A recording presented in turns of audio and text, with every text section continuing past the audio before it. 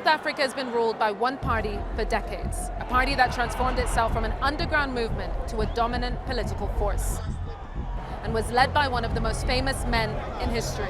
I'm talking about the African National Congress. But what is it, and why does it matter so much?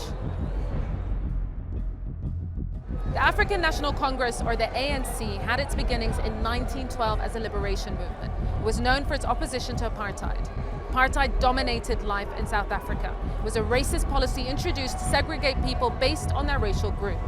Black people could not set up businesses in white areas, they were separated on beaches and were denied many other rights and freedoms. This was despite white people making up a minority of the population, and any opposition to the law was punished.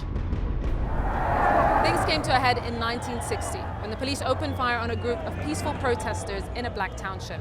69 people were killed. This sparked outrage and more protests. That year, the ANC was banned by the ruling National Party, but many members decided to continue underground. One of them was Nelson Mandela. He created the ANC's armed wing after deciding that non-violence would not be successful in fighting apartheid. After a few years later, he was imprisoned here on Robben Island, charged with sabotage, sentenced to life in prison.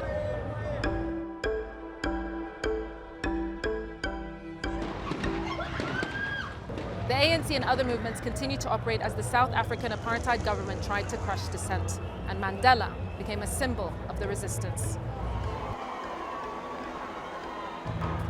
Eventually, the government was forced to lift their ban on the ANC, and Mandela was released after 27 years. Huge crowds were waiting for him. This was a pivotal moment in South Africa's history.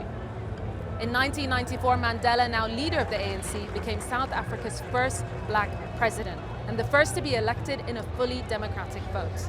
The ANC took steps to improve the well-being of citizens, but the party's main job was to unite society after decades of division. The most well-known example of this was at the 1995 Rugby World Cup. Mandela threw his support behind the South African team with the slogan, "One team, one country." But real progress was much more complicated than that.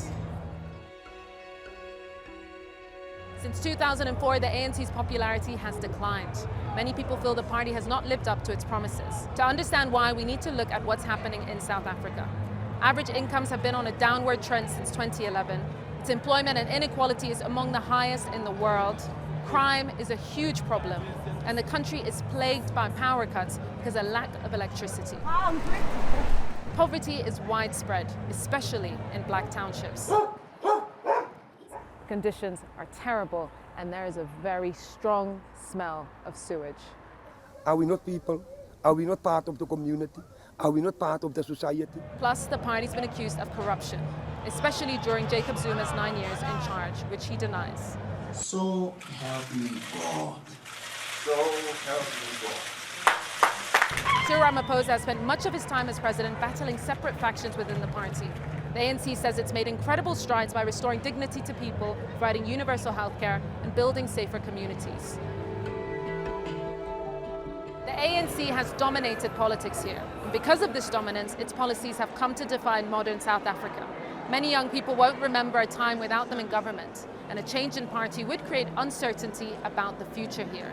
Its sweep to power marked a new era in society and a promise of equality and hope, which many say they've fallen short of achieving.